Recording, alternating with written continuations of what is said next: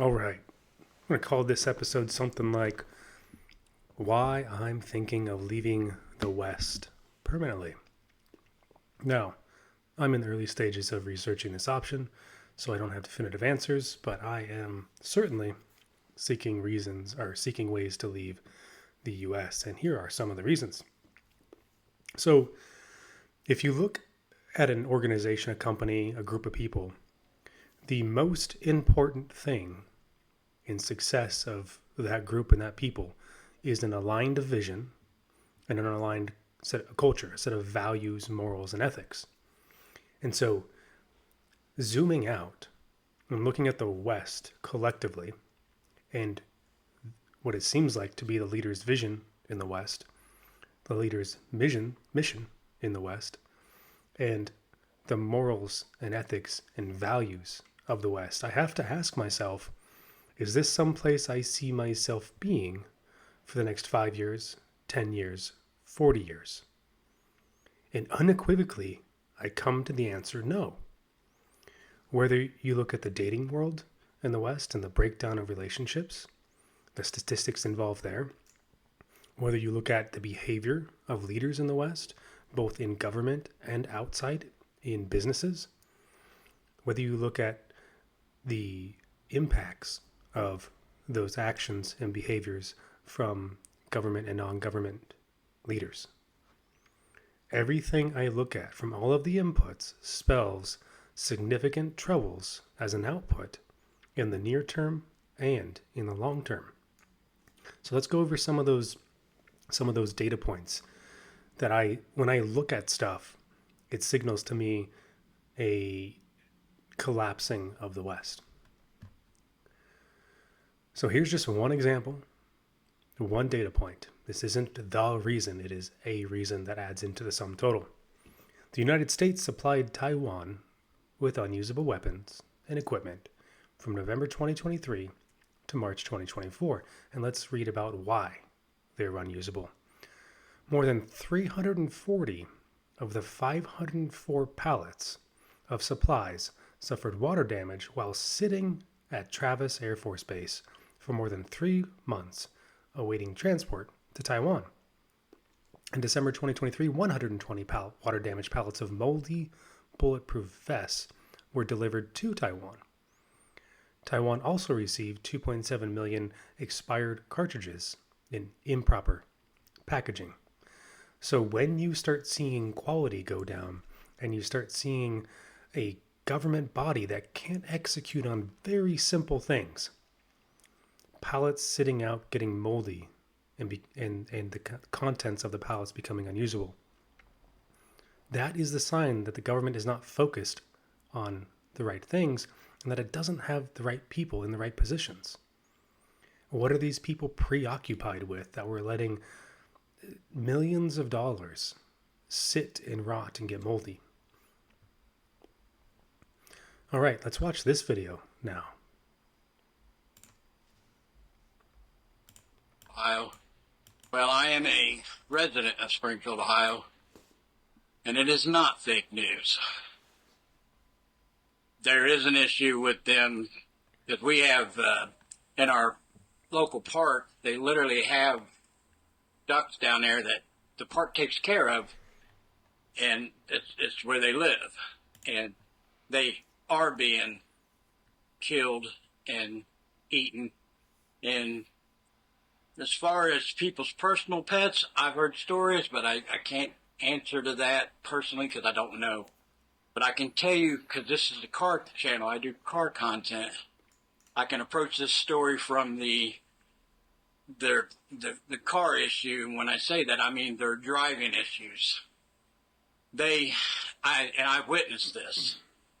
They literally, and they have to have a translator wherever they go. They literally have been in the DMV where, like, I go and get my license plate renewed, and it's also where you get your license, obviously. And they literally have a translator, and they show up with a piece of paperwork that grants them driving privileges with no proof that they can actually drive, just that they're of age. So in a lot of countries, you have to at least produce a valid driver's license that demonstrates you have been certified somewhere as as trained enough to operate a vehicle. A lot of countries will let you drive if you have a driver's license from somewhere else, just demonstrating that you have competency behind the wheel of a vehicle. Here, not the case, and there's a lot of consequences from that. Not even getting into the animal topic here of what they are and aren't eating that's wild game or domestic animals. That aside, the destruction from this behavior, then you have to ask yourself, what else is the government going to enable them to do that's going to have serious negative consequences? And then you have to ask, why is the government allowing this? The why speaks to a country's, a government, a people's culture, values, morals, ethics. That is at the root of this. And so when you ask why, it becomes a bit concerning, the possibilities there, because none of them are good. Gives them driving privileges for 45 days, and then in 45 days they can go back and renew it, and they never have to show proof of their how competent of a driver they are. We can't do that. And the accidents that are happening here in this town are crazy stories. And like I said, I've witnessed some of this. So I'm approaching this from a car aspect. They can't drive. I don't know how they are even able to do this legally in this country, but they've hit trees, fire hydrants, people. I mean, there's been fatalities from them not really knowing how to drive. And this is a small town. 20,000 people and this is a poor county. This is not a high-end wealthy county. And for them to come in and get preference, and I mean preference, and I'll give you one example and then I'm going to get off here. All right, so this story is really important for context of the government's culture, values, morals, and ethics. If you ask the question, why does anybody do anything? It's because they see some sort of value proposition in that action, right? If you go to buy something, you're buying it because you see some sort of value in that thing. If you're going to hire someone, it's because you see some sort of value that they bring to the table.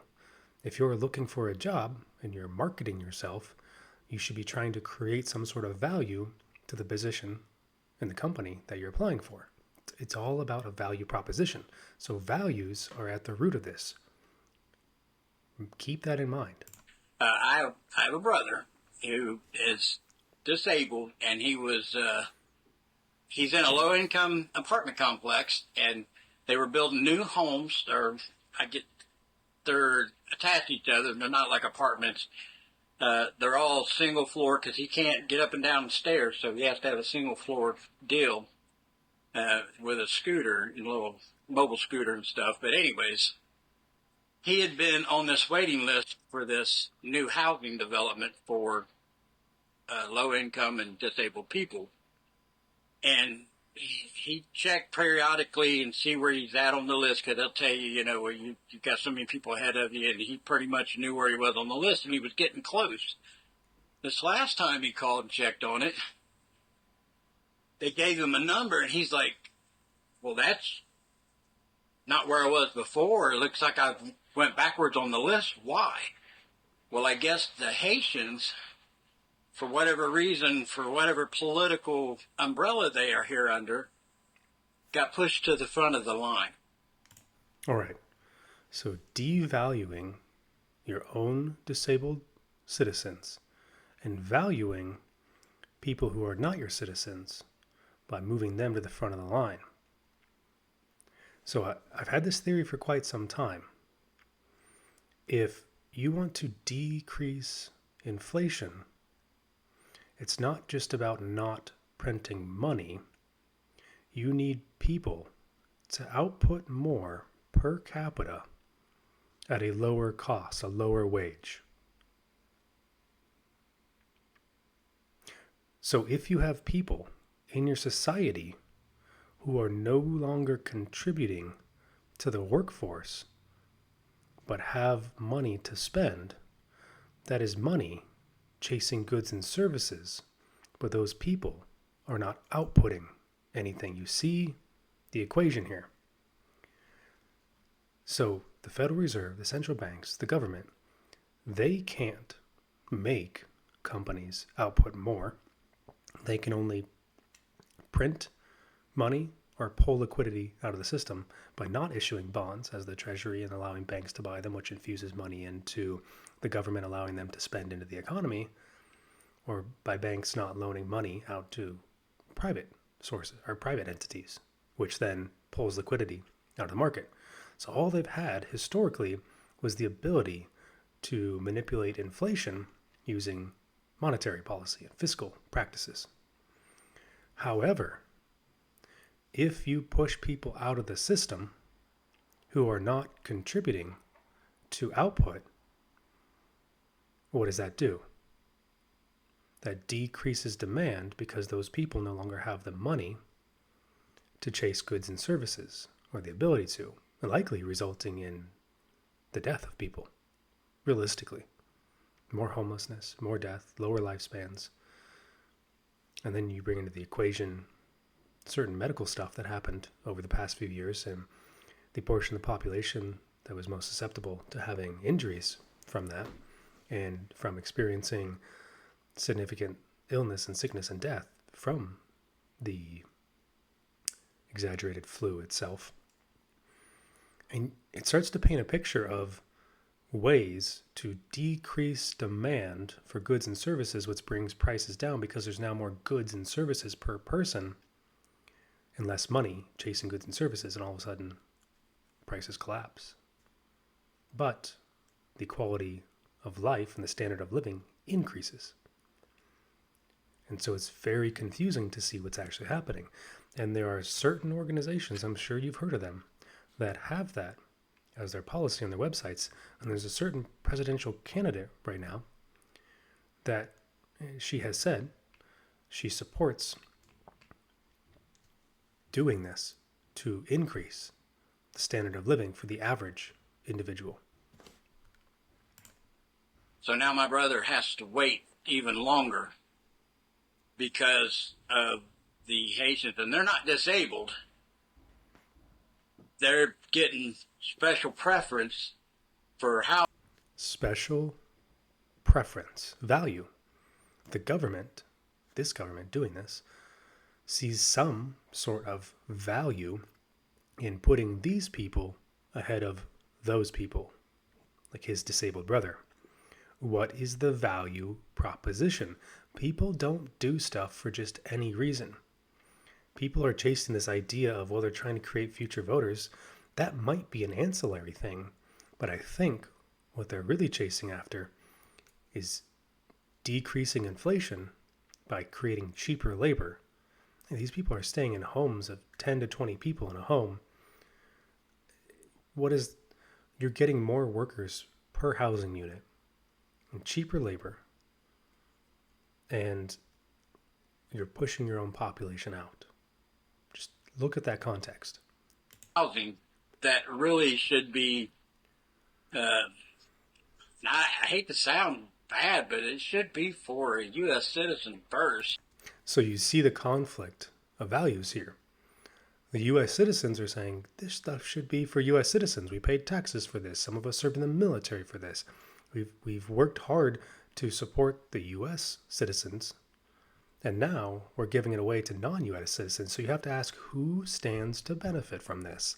And what are those benefits? If you show me the incentive, I will show you the outcome. There's some sort of incentive, some sort of why here, and this is the result. So let's continue on here. This is one of the greatest corrections in history, the Post reads, from Time magazine. This person's name is Tim Murtaugh. This is a correction on September 11th. The original version of this story mischaracterized as false Donald Trump's statement accusing Kamala Harris of supporting transgender operations on illegal aliens in prison. As a presidential candidate in 2019, Harris filled out a questionnaire saying she supported taxpayer-funded gender transition gender transition treatment for detained immigrants. Again, you have to ask why. What is the incentive here? Perhaps it's to allude to her values. Yeah, but why would you allude to those values knowing this stuff could come out at one point?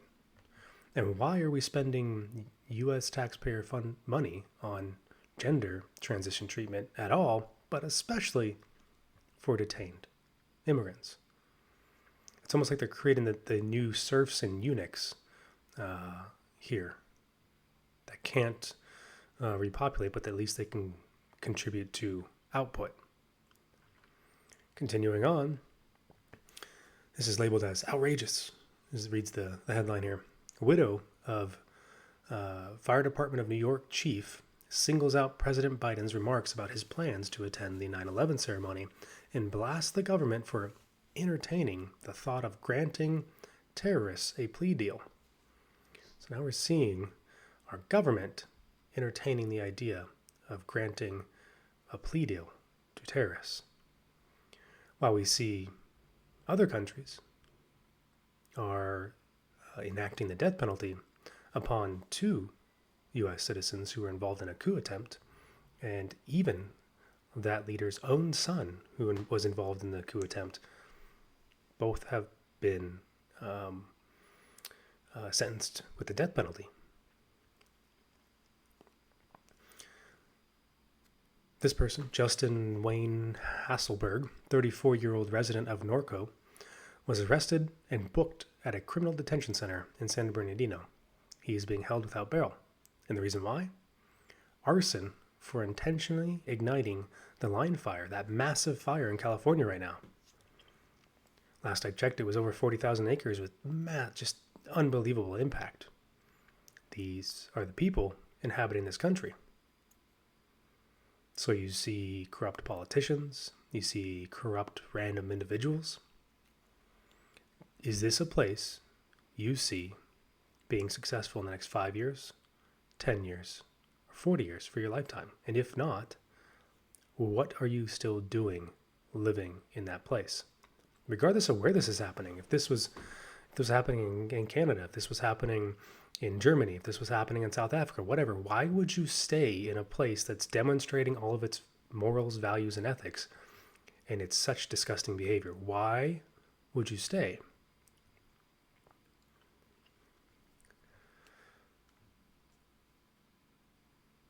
And here's an example of one of the presidential nominees. When we talk about bringing down prices. Now notice this question is on the topic of bringing down prices. He's going to ask, what would you do? What would be the actions you would do to bring down prices? And listen to her response. And making life more affordable for people. Yeah. What are 1 or 2 specific things you have in mind for that? Well, I'll start with this. I grew up a middle-class kid. My mother raised my sister and me. So already, a story about whatever. A story. Tell me what you're literally going to freaking do as an action to improve the standard of living and bring down prices. She worked very hard. She was able to finally save up enough money to buy our first house when I was a teenager. I grew up in a community of hardworking people, construction workers and nurses and teachers. And I try to explain to some people who may not have had the same experience, if a lot of people will relate to this. I grew up in a neighborhood of folks who were very proud of their lawn, and what does this have to do with the question or anything relevant to being the President of the United States? And I was raised to believe and to know that all people deserve dignity. Again, a point that has nothing to do with the question. Yeah, all people deserve dignity. What are you going to do to improve prices and the standard of living? She's just reading from a memorized script that she has. And that we as Americans have a beautiful character. we have ambitions and aspirations and dreams, but not everyone necessarily has access to the resources that can help them fuel those dreams and ambitions. So when I talk about building an opportunity economy, it is very much with the mind of investing in the ambitions and aspirations and the incredible work ethic of the American people, and creating opportunity for people, for example, to start a small business. My mother. Okay, so you start a small business. What does that do to the standard of living and the cost of goods and services? You can start a business in Argentina anytime over the past 2 decades, but what's happened to inflation? People have started businesses in Argentina over the past 2 decades. What's happened to inflation? What's happened to the prices of goods and services? What's happened to the standard of living? It's not answering the question. They worked long hours, and our neighbor helped raise us. We used to call her, I still call her, our second mother.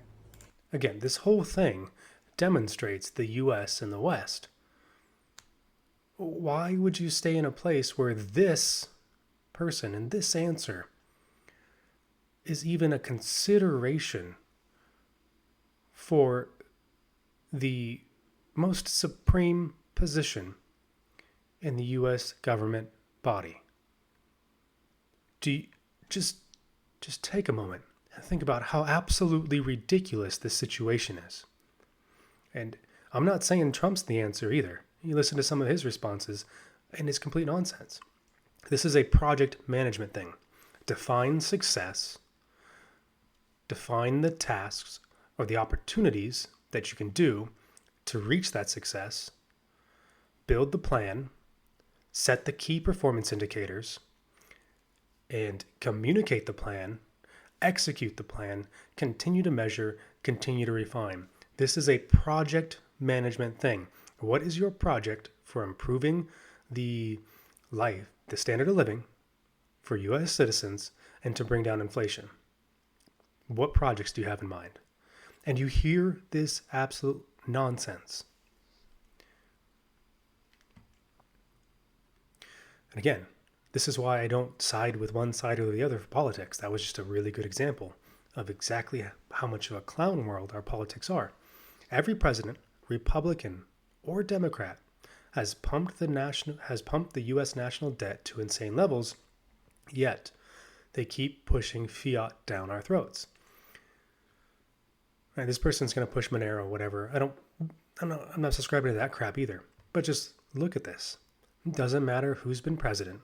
It's been a massive incline the whole way, and arguably one of the biggest jumps right here. You get it? It's two wings of the same bird, and the bird is a freaking dodo bird, and it's going to go extinct. It's dumb. This is a meme shared by Elon Musk that I think is pretty funny. So we see one of the signers of the Declaration of Independence saying, "Wait, so people can say whatever they want?" And this guy says, "Yeah." And another person in the crowd says, "Oh, let's give them guns." Another person replies, comments on it and says, "LMAO, this country's going to be lit.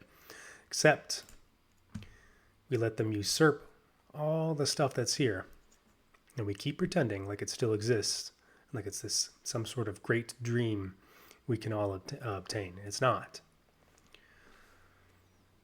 U.S. presidential candidate Trump threatens to impose a 100% tariff on goods coming from countries that shift away from using the U.S. dollar in international trade.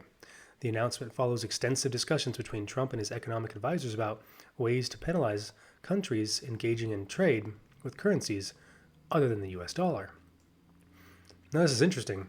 If you've listened to some of my previous videos, if you actually want to make America great again, you actually don't want to be the world reserve currency. Because in order to export your dollars to the rest of the world so that they can use them as their reserve currency, you have to do trade with them. And that means you have to run a trade deficit with them. You have to buy more of their stuff than they're buying of your stuff. Because when they're going to buy your stuff, you're going to accept the global reserve currency, which is the US dollar, which is going to deplete their reserves.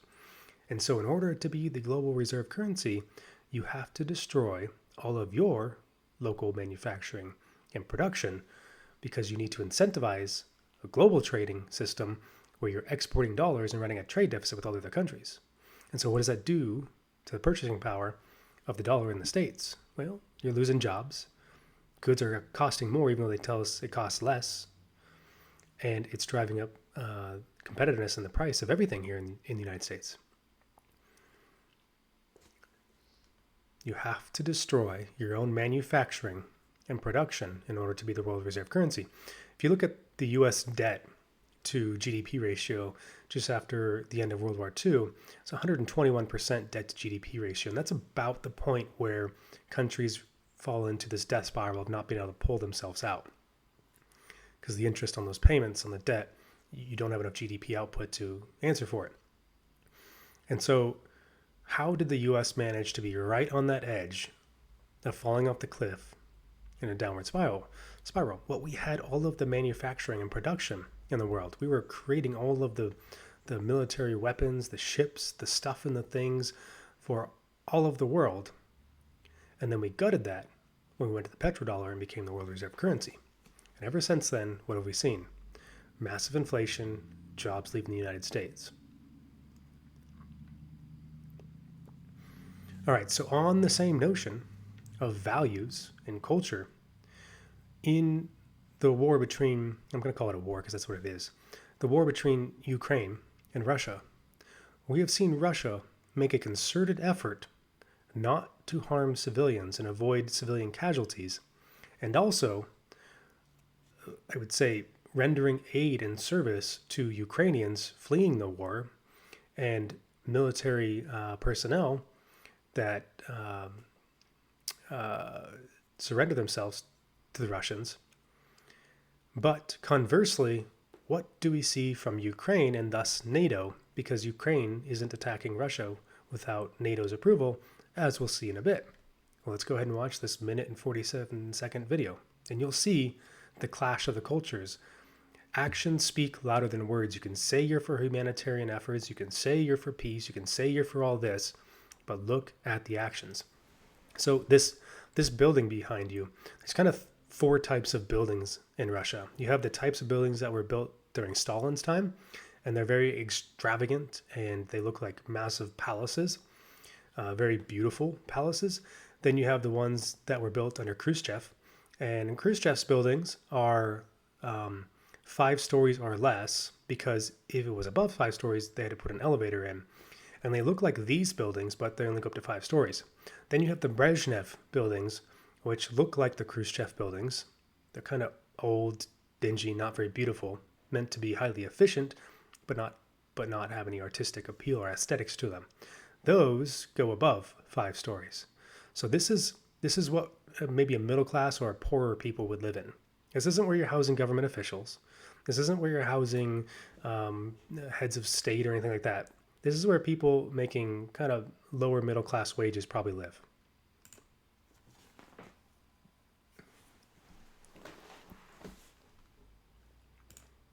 Oh, and the fourth type of building is the modern buildings. They're massive, and they have aesthetic appeal, but they're also massive. Let's see if I can get my computer to load this. I might have to refresh Telegram. I'm on scene in Ramenskoye. Go ahead and pause it for a minute, let it buffer ahead. All right. Where the latest terror attack has been hitting Moscow, a veritable blitz by the Western-backed and funded Nazis of the Ukrainian Kiev regime.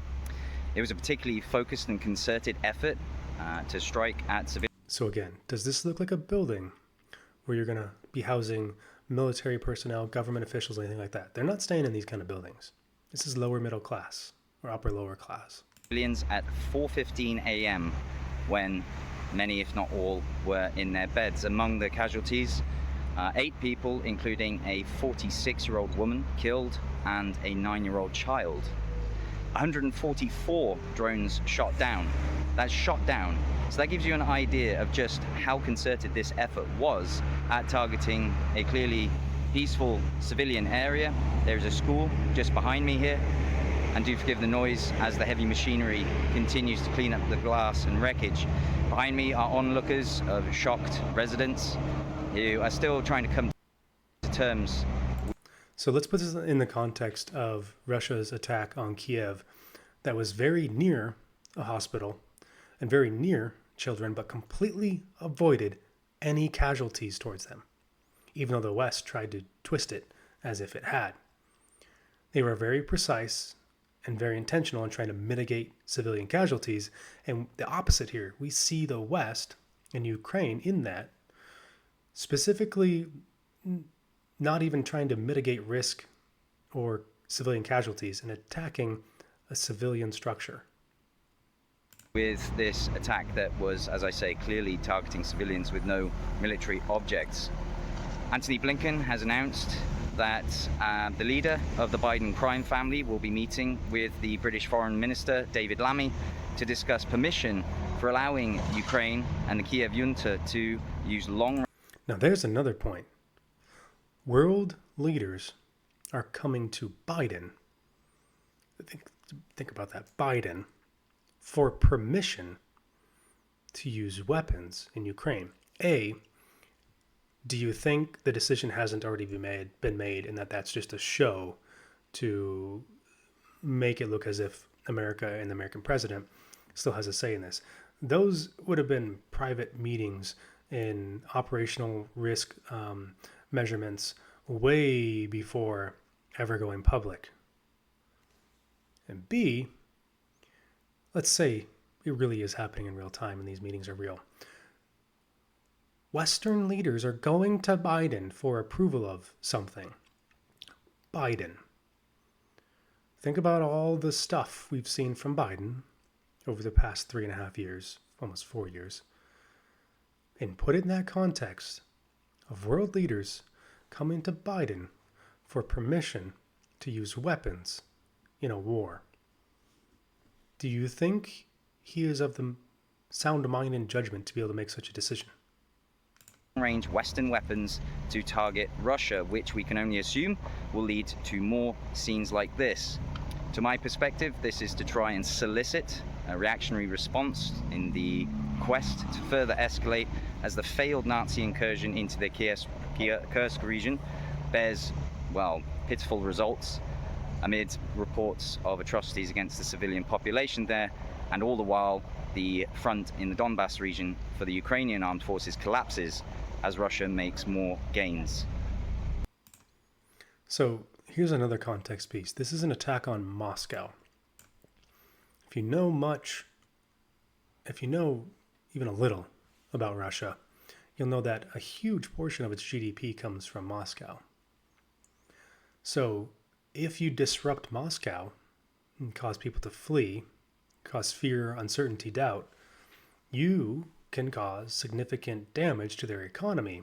And if you want to wage war, you have to have an economy. It's the same with an economy. If you want to have an economy, you have to have energy. You can't just have stuff appear out of nowhere, even if it's human energy, whether it's fossil fuel or human energy, whatever. You have to have some form of energy in order to output stuff and have an economy. So if you disrupt the Moscow economy, I mean, you're talking about like 20% of Russia's economy comes from Moscow, something to that effect. Put it in the right context. What values is this showing you about the West? And if this is the values of the country you live in, or a country that's a part of a group of countries that has a shared values of attacking civilians purposefully, I have to ask, why are you still in that country? Because if they're willing to do that to other countries' civilians, it's only a matter of time before they're willing to do it to you as a civilian. And what do we see happening in Ohio? What's the video we watched earlier in this video? Preferential treatment for non-U.S. citizens while creating hardships, and no preference for the U.S.'s own citizens. You have to have the context to zoom out from a little bit. Don't just read the sound bites. What are the sound bites telling you about the bigger picture and more important things? And not even just sound bites. What are the actions you're literally saying? Because you're going to get sound bites that sound wonderful and great, but what are the actual actions? Actions speak louder than words, because You can lie and say all the things you want, but the actions won't lie. And then you trace those actions back to what's the incentive? Why would you do that? Why is that the output? What is your input? What is your incentive? What is your motive? What is your why for doing that? The United States is reportedly attempting to postpone an Israeli attack on Lebanon until after the presidential election in November. Someone named Khan. I don't know who that is. The Dutch government to ask for an opt-out clause from EU asylum rules as soon as possible. The four-party cabinet in the Netherlands has vowed to establish the strictest asylum regime ever to curb quote-unquote irregular migration.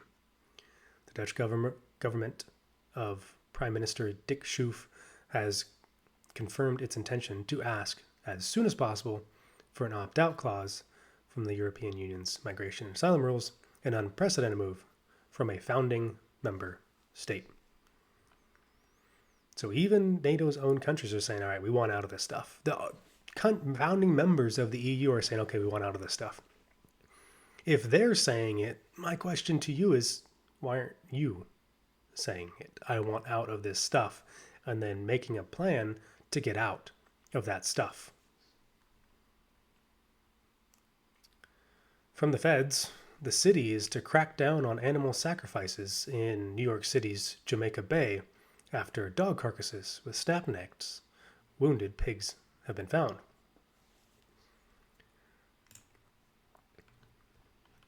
Let's take a look at the Middle East. Get some updates here.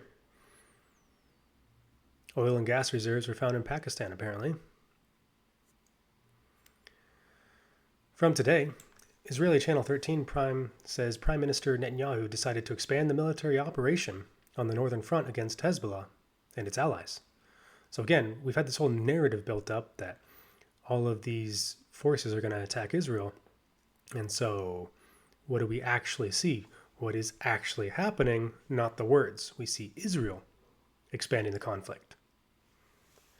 Israeli liberal opposition leader Gantz, it is time to use maximum force against Hezbollah and return residents safely to their homes. Again, they were talking about Iran, Hezbollah, the Houthis, all these other terrorist groups, that they are going to have a massive attack against Israel, but we actually see Israel launching a massive attack against them. Actions speak louder than words. Protesters have reportedly blocked the roads outside of Netanyahu's home, delaying him from leaving. So we see internally, even within Israel, if this is the fact that all these people are displaced and they want to get them back, don't you think the civilian population would be on board with that? Why are you seeing an internal conflict against this? Wouldn't these protesters want to see their countrymen and countrywomen return to their homes and repel these attacks if they're happening to the degree and the level that they're being reported? I'm just asking the questions. Actions speak louder than words. Why is this happening? What value do these protesters see in protesting and blocking the roads outside of Netanyahu's home? If there's a value proposition of let's get our countrymen back and stop these terrorist attacks, why isn't everybody on board? Massive Israeli strikes have been reported across multiple areas of southern Lebanon. And there's that same post. The United States is reportedly attempting to postpone Israeli attack on Lebanon. In East Asia, China has announced several investments into Africa. And there's a list of them floating out there if you want to go look them up individually. Not going to read through them all, but China is eyeing Africa more and more. The U.S. reportedly has deployed missiles to Japan that have quite long range, reaching into eastern Russia, into North Korea, and into China. If you were those countries and long range assets had been deployed off your coast, what would you be doing?